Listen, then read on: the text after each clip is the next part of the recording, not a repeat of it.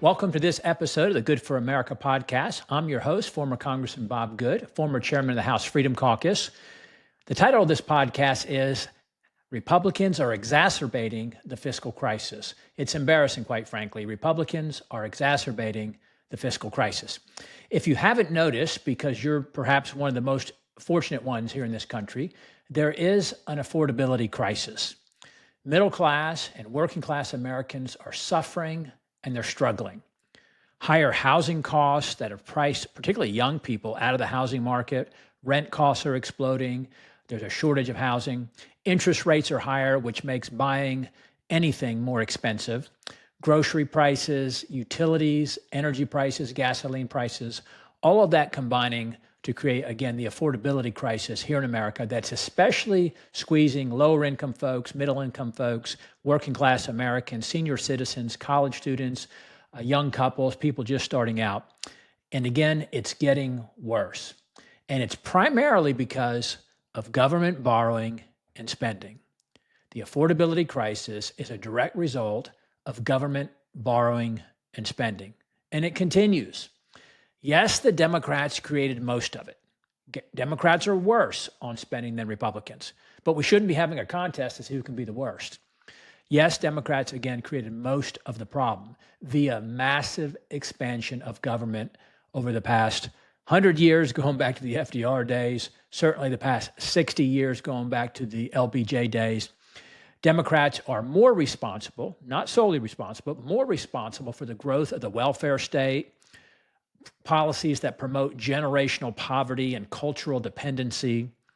But Republicans are complicit as well, both in voting for it in some cases, as liberal and moderate Republicans have voted for the expansion of government and more government spending over the years. But almost all Republicans are complicit for refusing to rescind or defund government programs and popular spending. Seems like there's a uniparty agreement in Washington that Democrats expand and grow government spending and Republicans maintain it. So when Democrats have control of government, as they did during the Biden years, they grow and expand government, grow and expand spending. And then when Republicans get control, they just maintain it. They don't want to cut anything that's popular. But once again, it's always and only about the money in Washington. It's always and only about the money in Washington. All that matters in Congress or in Washington is what you fund or what you don't fund.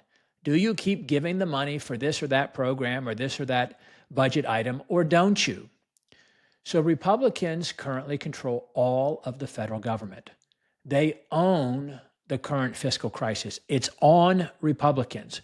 Republicans promised us that it would be different if the American people trusted them with full control of government. And Americans did just that back last November, nearly a year ago. But unfortunately, Republicans are making it worse. Now, in fairness, it's more for Republicans, it's more a sin of omission than commission. For Republicans, again, it's more of a sin of omission than commission, meaning it's not so much that Republicans are increasing spending, although they are in some cases, but it's more so that they are failing to decrease spending. It's not so much Republicans are doing, it's a failure to not do what they ought to be doing in terms of cutting spending. The Bible says, to him who knows to do good and doeth it not, to him it is sin. Republicans know better. Republicans are supposed to be the party of fiscal responsibility, the party of limited government, the party of lower government spending, and they are failing us. Now, here's a status update. Where are we in the current fiscal crisis in terms of government action? So once again, the Congress is required to pass 12 annual spending bills to fund the government by September 30 of each year. That's when the fiscal year ends, and the new fiscal year starts on October 1. Republicans in the House and Democrats in the Senate and the White House last year failed to do that once again. It hasn't happened in 30 years. And instead, Republicans and Democrats joined together last year. Of course, I voted against it. I was in Congress last year. But Democrats and Republicans joined together and passed another CR, or continuing resolution, which kept funding the government at the Democrat policies and spending levels from when Democrats had full control of government under Biden, Pelosi, and Schumer the first 2 years of the Biden administration.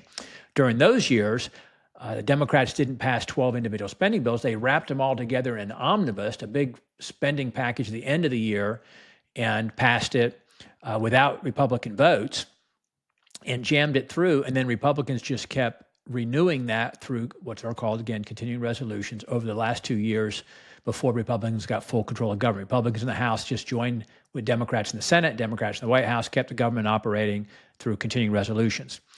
Now we come to the end of the year, the first fiscal year, with full control Republicans of government. And instead of passing 12 individual spending bills that implement conservative Republican policy and lower or cut spending, they did another CR in the House. So Speaker Johnson, after promising not to do that if he ever became Speaker 2 years ago, he became Speaker in October of 23, he promised not to do this anymore.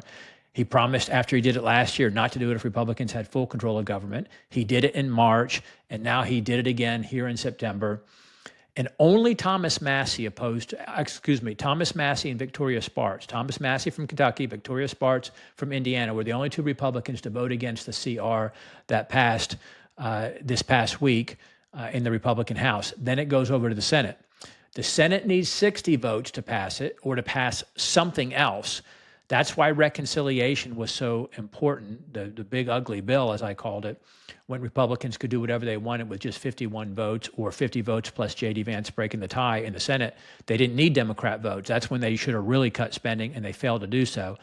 Well, now we're in regular funding of the government where you need 60 votes in the Senate, or there's a so-called government shutdown.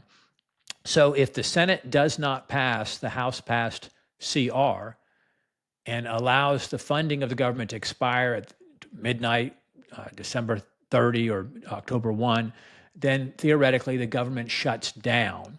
It's not a real shutdown. The essential parts of the government continue to operate, national security, social security, military, and so forth. But the non-essential portions, quote unquote, shut down or stop operating. Federal workers aren't paid during a shutdown. Except Congress. The Constitution mandates that Congress can't change congressional pay without an election interceding in between a decision to do so. So constitutionally, you can't stop the pay of Congress without Congress voting to do it and it taking effect the next election. So Congress keeps getting paid, but other federal workers don't get paid during a shutdown. So that's where we are. The House has passed a CR, which continues the Democrat policies and spending levels that are bankrupting the country and that all Republicans essentially voted against, or most Republicans did anyway, when Democrats had full control of government. And now it goes to the Senate. Now, the president is complicit in this because the president called for Republicans to pass the CR before it was even written. He said, hey, just unify and pass it. And now he wants the Senate to unify and pass it, at least Republicans anyway. Irrespective of what's in it or what it does to the spending levels, the president is complicit when he fails to push spending cuts, and he demands that Republicans just unify and pass CRs before they're even written. I wonder sometimes how much my conservative friends, the small number of conservatives there are in Washington, in the House, how much Maalox or Pepto-Bismol or Tums they're carrying around in their pocket, their medicine for nausea, to deal with how sick they must be with what's happening with the Republican House, where almost every Republican voted for the CR back in March, the CR in September, the big ugly bill, none of which addressed the fiscal crisis the way Republicans promised to do so. So once fiscal conservatives, once they were so-called fiscal conservatives, are now having to pretend that they're not compromising their principles, that they're not reversing their positions, they're pretending that they're not contradicting themselves when they are complicit in going along through pressure from the president, pressure from the speaker, pressure to conform, perhaps pressure from Republican voters telling them just support whatever the president says or whatever the president says to do. But the debt is now approaching $38 trillion. It's over $37 trillion. It's approaching $38 trillion. The debt is going up by by a couple $100 billion a month. And the debt is going to be $40 trillion when Republicans get to the midterms next year. The debt is going to be $40 trillion when Republicans run for re-election with full control of government in the midterms next year. And the debt is on track to reach $45 trillion at the end of President Trump's term. We are spending more money than last year when Democrats had full control. There was a $290 billion deficit in July, a $270 billion deficit in August. So over the last 2 months, just the last 2 months, nearly $600 billion in deficit spending, meaning we're borrowing, spending more than we're taking in. Now, most of it is interest on the debt. It's about $1 trillion a year. Social Security and Medicare, that's where the real growth is coming, because the snowball effect of decades of mismanagement, of failure for members of Congress on both sides to deal with the debt and the spending have resulted in Social Security and Medicare are spiraling out of control, and interest on the debt is growing, and Medicaid spending, that's health insurance for, it's supposed to be for pregnant women, women with small children, disabled, and others who aren't able to work, but that has exploded as well. So it's more the mandatory spending side. But yet, Republicans went home without dealing with the debt crisis for 5 weeks in the month of August, again, without passing their 12 individual spending bills, and instead did a CR. And here we find ourselves again, keeping in place Democrat spending levels and policies.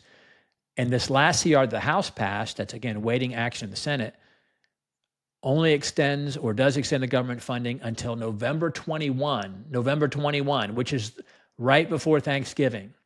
That is by design. So what they did, again, they passed a continuing resolution, a CR, keeping in place the spending levels and policies through November 21. They didn't add a bunch of stuff to it. It's quote unquote kind of a clean CR. That's not really a clean CR, which more on that in a moment.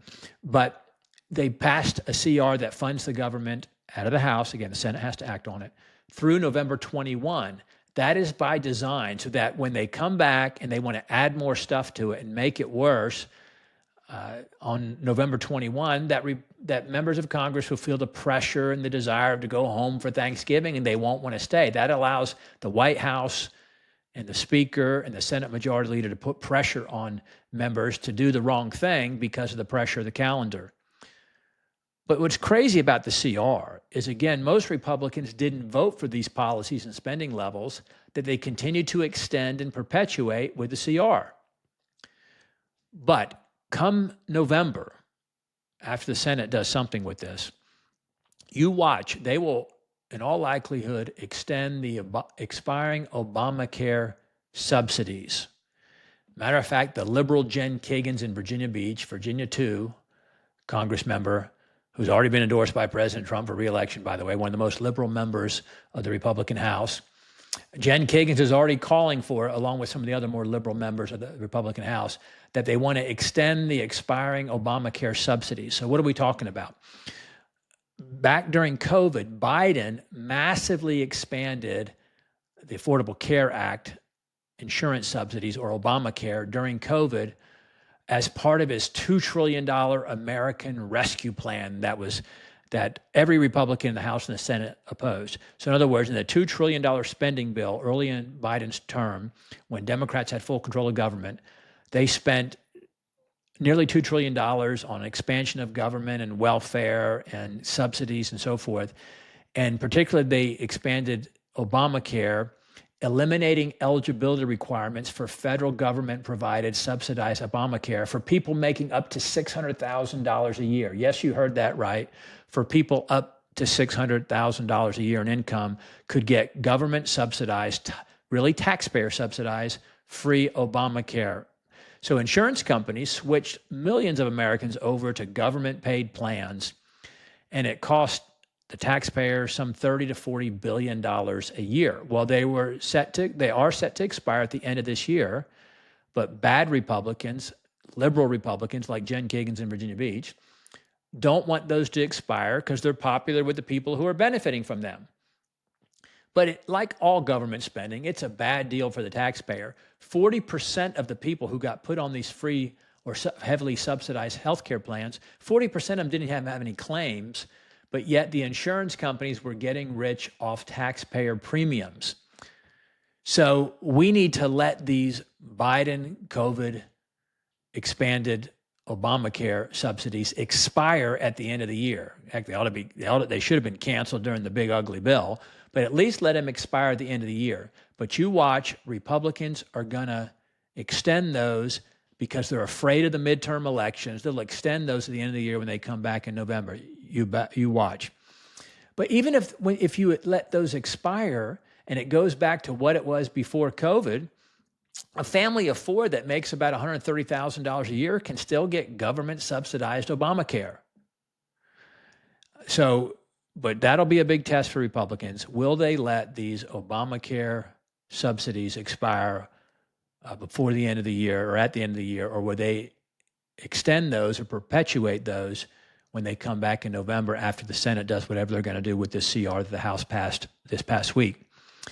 Worse yet, perhaps, some conservatives, or so-called conservatives, are even calling to put earmarks into the CR when they come back together in November. Earmarks are government funding for local projects in members of Congress's respective districts. Think of like healthcare clinics or libraries or schools or infrastructure projects, recreation facility projects.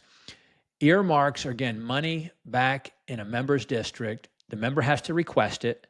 And there's about a third of more principled Republican conservatives in the House who don't request earmarks. But about 2/3 of Republicans do earmarks now. And earmarks are intended to incentivize and reward bad votes. So they're doled out and given out to reward and incentivize bad votes for bad spending bills like CRs and Big Ugly Bill and things like that. They're intended to help members get reelected so they can go back to their constituents and say, look, we brought home the money and we funded this project or that project. But why would my former constituents in Virginia's 5th District, why should they have to pay for the funding of some earmark project in somebody else's district? Earmarks are a direct violation of the general welfare clause of the Constitution. Again, earmarks are a violation of the general welfare clause of the Constitution. Remember that document, the founding document that is the highest law of the land that established the principles upon which this country was founded, the Constitution. In the preamble to the Constitution, the first paragraph of the Constitution, and it expresses the purpose of the Constitution and of this new government that was being founded. It says that one of the purposes was to promote the general welfare. And what the founders meant by the general welfare, that the things that they were doing would benefit the nation as a whole, not the district welfare, meaning certain congressional districts, not the different states' welfares, meaning doing something for Virginia or for South Carolina or for Texas or for Massachusetts, but no, the general welfare. And the founders gave the Congress and the federal government about 20 very limited powers, specific powers, and left everything else to the people in the states. Earmarks are local by definition. They're local in nature. They are not for the benefit of the entire nation. They do not promote the general welfare of the country. And Republicans did eliminate those when they had full control of government about 15 years ago, but Democrats brought them back about 4 years ago. And Republicans should eliminate them again. They shouldn't add them into the spending bill, the CR, when they come back in November. But some formerly known as conservatives are actually speaking in favor of earmarks. It's embarrassing. I said this at the beginning of the broadcast, this episode. It's embarrassing that Republicans are exacerbating or making worse the fiscal crisis. There's nothing truly clean about a CR anyway. They're going to undoubtedly add some special, exceptional, or emergency add-ons when they come back in November. Again, the House has passed the CR to fund the government from September 30 to November 21. The Senate has to do something with it. If the Senate does pass it, then they'll come back on the eve of the Thanksgiving holiday, and you bet they will add special, exceptional, emergency things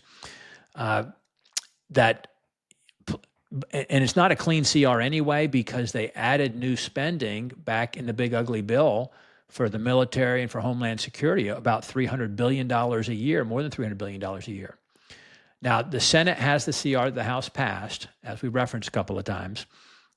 But the Senate is demanding right now. They're saying Chuck Schumer has to provide 7 votes because he only got 53 Republicans in the Senate. You need 60 votes to break a filibuster. Chuck Schumer and the Senate Democrats are demanding that, again, the extension and expansion or perpetuation of the Obamacare insurance subsidies we talked about. They also want to reverse the very modest Medicaid cuts that were in the big ugly bill. Again, very modest cuts. Most of them don't come into play for 3 or 4 years out. But Democrats don't want them in there at all. They want to show their base they got something in this CR in order to go along with the Republicans.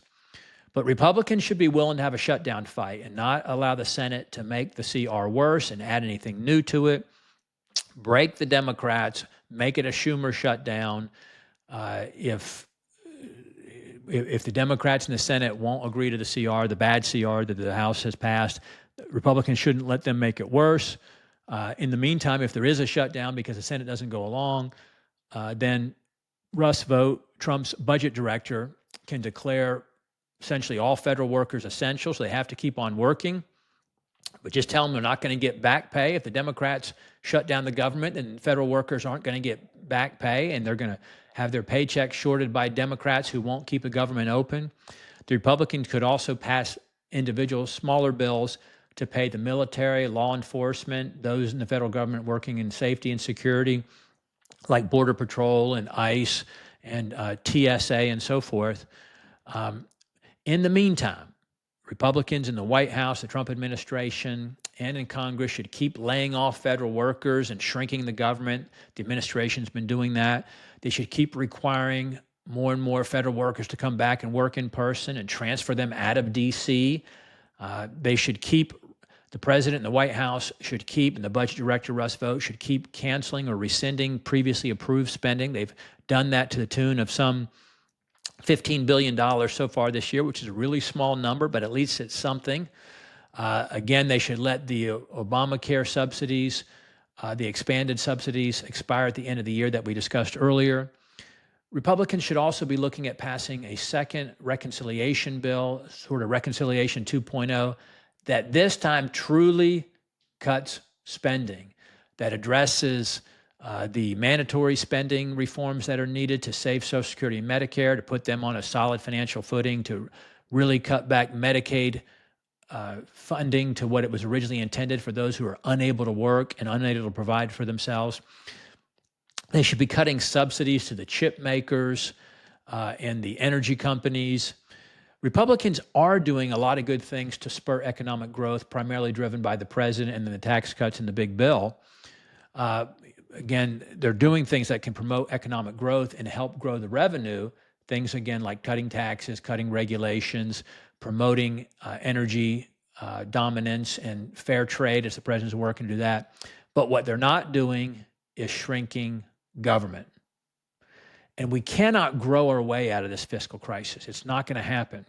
The debt is about $17 trillion worse than when President Trump first became president back in 2017, 8 years ago. So the debt was only about $20 trillion when President Trump was first elected into office, again, 8 years ago. And now it's $37 trillion. The interest payments are about triple because interest rates have went up, our credit rating has went down, and the debt has grown so much. So the payment on the debt, the interest payments are about triple what they were when President Trump was first in office. Again, now they're about $1 trillion a year. So we're not going to be able to grow our way out of this. We have to change our mindset in Congress, in Washington, that it's okay to borrow and spend. We need to go back to pre-COVID spending levels. We need to stop borrowing for emergencies. When we have something that we think is an emergency or a special new amount of spending, then cut something else to pay for it. We've had about $15 trillion in emergency spending, meaning that's outside the normal budgeting process. That's outside of the 12 appropriation bills and the CRs and the omnibuses and so forth, where Congress adds in extra spending for pandemics or wars or natural disasters or whatever. Instead of having a rainy day fund for that, they're borrowing and spending more, and it's been about $15 trillion over the last 30 years. That has cost about $2.5 trillion in interest alone. In this last CR that just passed, They put about $100 billion in for enhanced security after the Charlie Kirk assassination. They said, hey, we got to spend more money to protect members of the administration, members of Congress. But that should have been paid for by cutting something else. It's not okay to borrow it. Republicans have to be willing to cut popular programs and to cut things that people like. That's going to be required in order to save the country from a fiscal standpoint. When the founders gave us the republic, when the founders established this country, and as Benjamin Franklin was famously reported as having said after the Constitutional Convention, and when he was asked, what kind of a government did you give us? He said, a republic, if you can keep it. It's incumbent upon us to keep it. That's why I always end our podcast with, let's keep the republic. We have a responsibility as citizens in a free society, in a constitutional republic. When the founders gave us the republic, they knew that keeping it was dependent upon a moral and a religious citizenry, an informed and educated citizenry, and an engaged and participating citizenry. So in other words, that the American people would be moral and religious in order to keep the republic. They would be informed and educated about their government, about the issues of the day, and they would be engaged and participating. You can argue that we have none of those three. That's why Congress can keep failing us, keep borrowing and spending, keep making the fiscal crisis worse, and keep getting reelected in spite of having an approval rating of about 15, 20%. We need to defeat Democrats in swing districts at the ballot box. We need to defeat Democrats in the U.S. Senate. And we need to defeat complicit, moderate Republicans who are voting for all this spending or going along with all this spending while calling themselves conservatives. We need to defeat them in the primaries by holding them accountable. We can't keep voting for the same old people who keep doing the same old thing to us and making this affordability crisis worse, under which the American people are suffering. It's our responsibility to hold them accountable and to replace them when they don't do what we elected them to do. That is our responsibility in keeping the republic. So thanks for joining me again for this episode of the Good for America podcast. I want to remind you to subscribe to the podcast, to rate the show, to refer it to your friends, to follow me on social media @RepBobGood. Let's keep the republic.